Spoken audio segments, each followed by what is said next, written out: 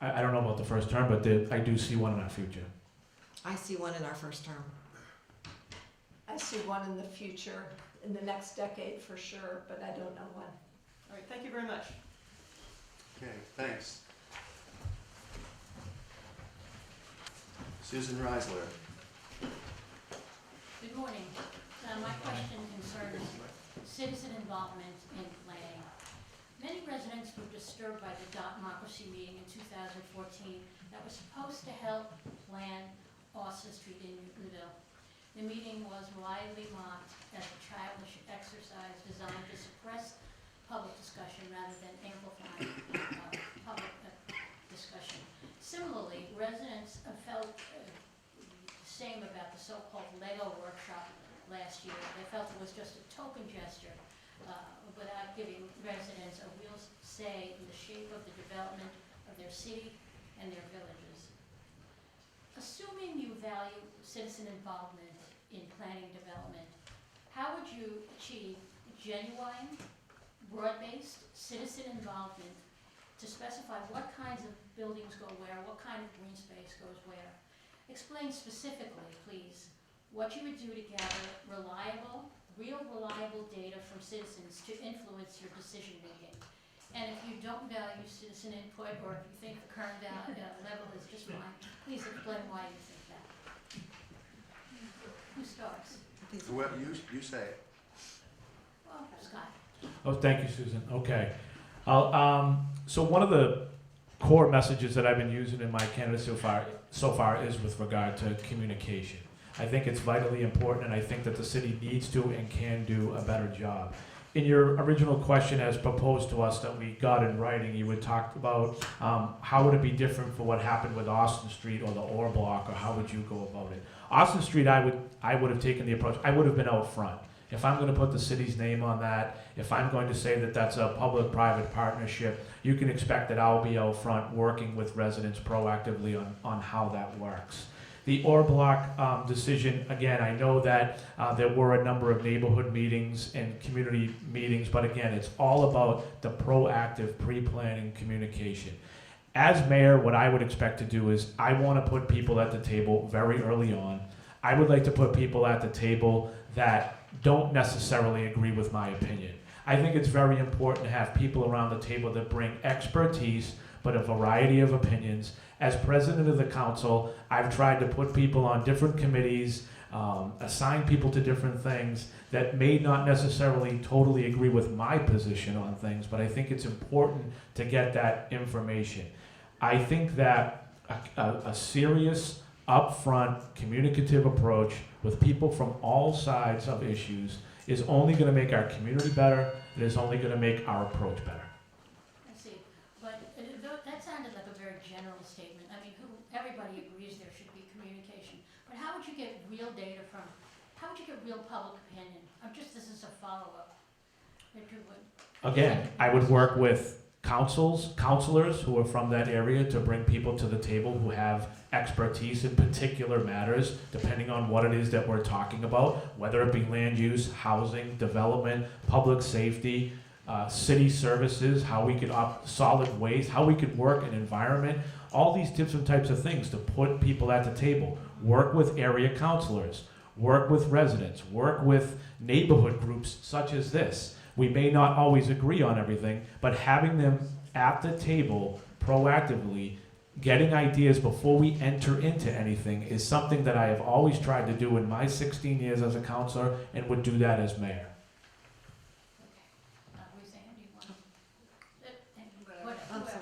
So I would put together an outreach program to allow for greater communication. In the past, we used to have a census survey that went out. So I'd either do it quarterly and send it out with our water bills or tax bills. Making it a real survey to get information, having regular community forums where people have a chance to speak and not listen to the planning department or developers or the administration talking to residents. I'd like to have town hall forums on a regular basis. That is issue focused, because there are many issues that come before the city, not just development. It could be, just repairing the roads, and I think that's important. Okay, well, same question to you. How significant a role would citizen involvement play in your administration? Has everybody had a chance? No, but I Okay. So You know, would it be a large part of your administration, or? it would be a huge part. Outreach is very important to me. I'm one of the city councilors who has a newsletter because I want to make sure that residents know exactly what's happening. I don't know if anyone subscribes to it here, but I hope you do. amysangiolo.com.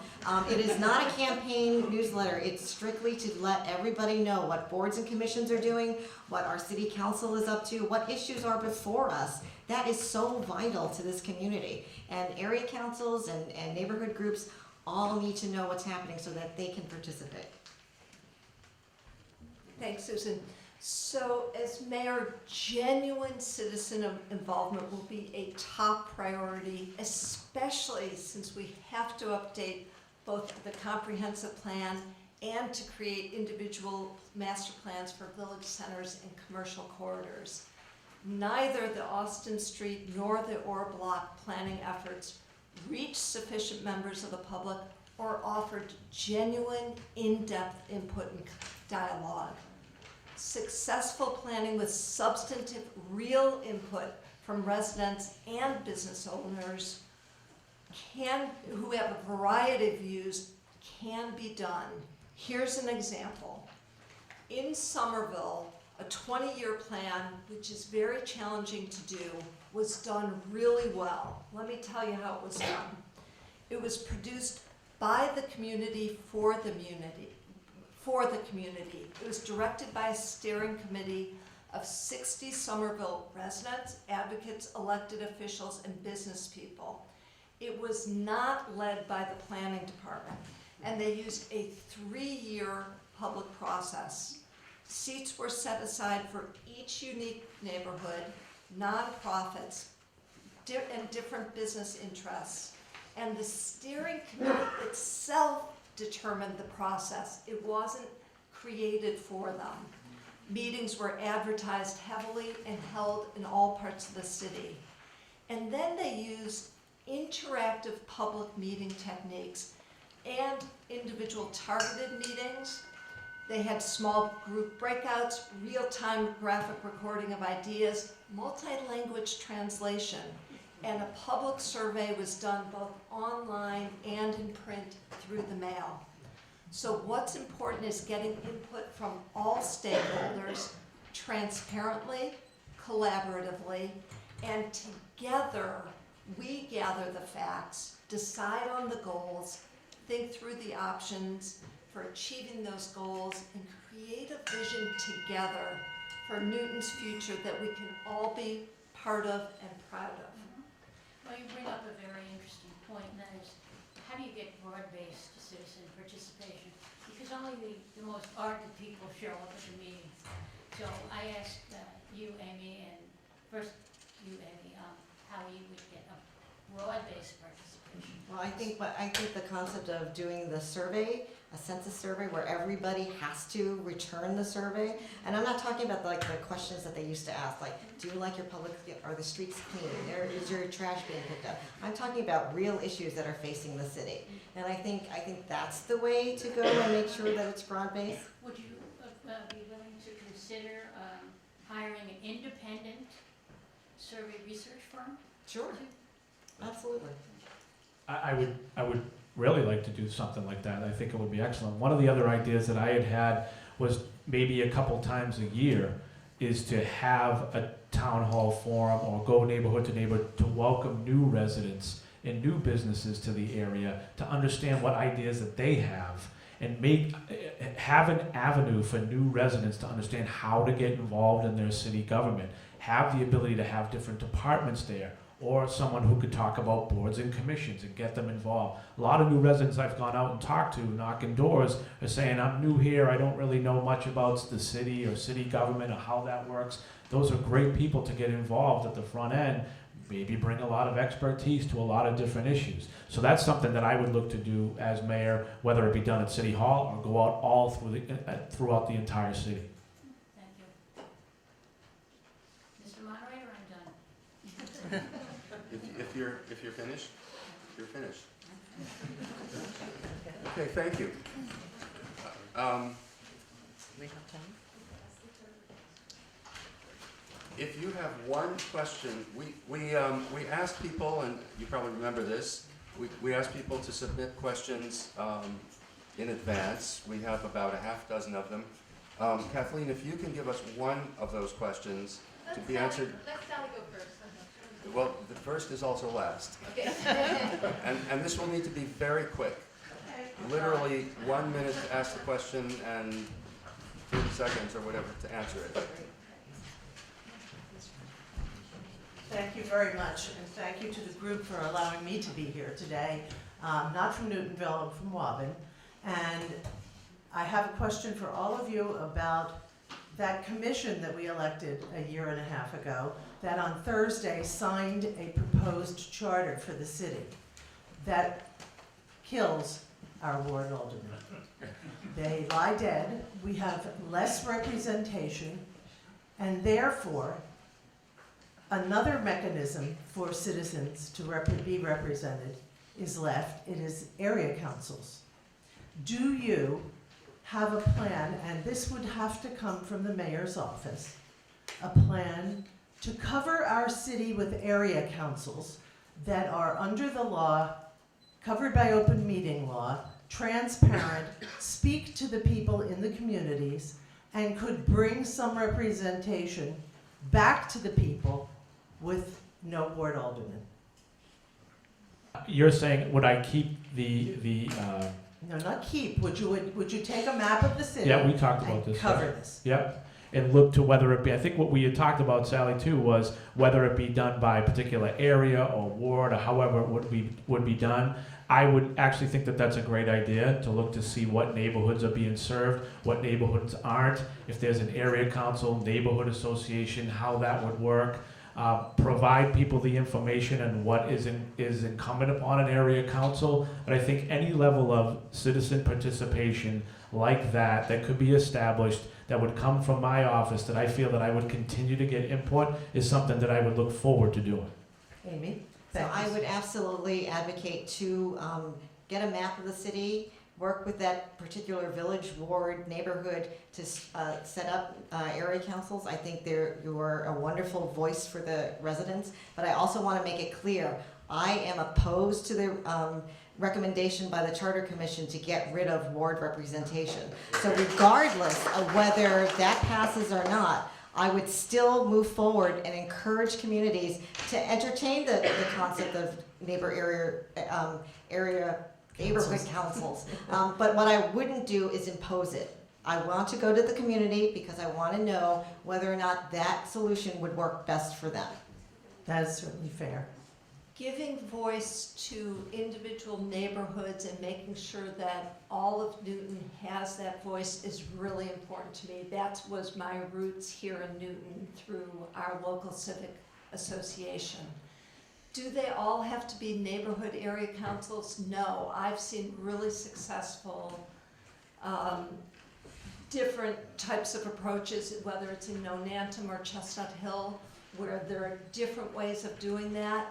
But if ward-only city councilors are eliminated, it's going to be particularly important to make sure that we have those local neighborhood voices heard and heard well and represented. Would it have to be area councils? No. I think there's a variety of different ways of doing it, but we'll have to make sure all of the city is heard. Well, you need to remember, I'm not arguing with you, but I just want you to keep in mind that area councils have to have meetings, they have to record their minutes, they have to be open, transparent, public, and other neighborhood associations do not have to do that. So if you really want citizen involvement, my suggestion would be that you look at that from the mayoral's position as something that you could promote. That is one way of providing it, but I know a lot of different mechanisms that are also open, transparent, and deeply involved. So it isn't the only solution in my mind. Sally, can I just follow up on that and just use a specific example? In Nonantum, the 3 ward councilors did go to the neighborhood association and explain to them what the process was to create an area council, and they were not in favor of doing that. We presented all the options. So it's similar, I think, to what Councilor Sangiolo was saying, was that they were provided that option. and they chose not to go forward with it, so. No, At Sally. Just No, one follow-up no, comment? no, no, no. Yeah. The elimination of ward counselors. Are you for it or against it? And I think you've all said. And why? Why is it a good idea to not have ward counselors or to have them? Ruthanne, why don't you start? And I'm gonna ring pretty quickly. What the Charter Commission has proposed is not how I would have designed it. I liked the double districts where you would still have that type of representation elected by the double districts. That was my first choice. On the whole, though, I am gonna support the Charter Commission recommendations. I think it's representative. Each voter in Newton will be able to vote for all 12. It's responsive. We're guaranteed that there will be one counselor from each ward, and it's effective because right now with 24 city councilors, that is getting in the way of being able for you to contact 24 people is literally impossible on a fast-moving issue. So Okay. to actually talk to all 12 of us, all 24 of us, it's impossible. Go ahead. Support the Charter Commission's recommendations. As someone who was a ward counselor, is now a counselor at large, I have not approached the job any differently than I do now. I do not believe that it weakens representation. I do believe that all counselors currently are contacted, work extremely effectively together. I actually feel there'll be more scrutiny on individual votes, amount of work, who does what, how that happens. So I do see that there is an appetite for that in the city. I do think it will bring more responsibility, more accountability, and as someone who has served at both, I haven't approached the job in a different capacity, in a different way. Thanks. Amy? So I oppose the Charter Commission's recommendation. I happen to believe that our system currently works, but if the public wants to reduce the size of the board, that's fine, but get rid of the at-large counselors, not the ward representations. Ward counselors are your access to local government. They are your voice, they are your advocates, and that is so extremely important. Democracy is not efficient. Democracy is about being accessible and being accountable, and that is so very important to this community. I've learned at the Land Use Committee meetings, you are not supposed to applaud for any. And I think that's a good rule. However, we're at the end, and I'm not going to give any more time to anybody to say anything, but I want to say thank you so much to all three of you for coming.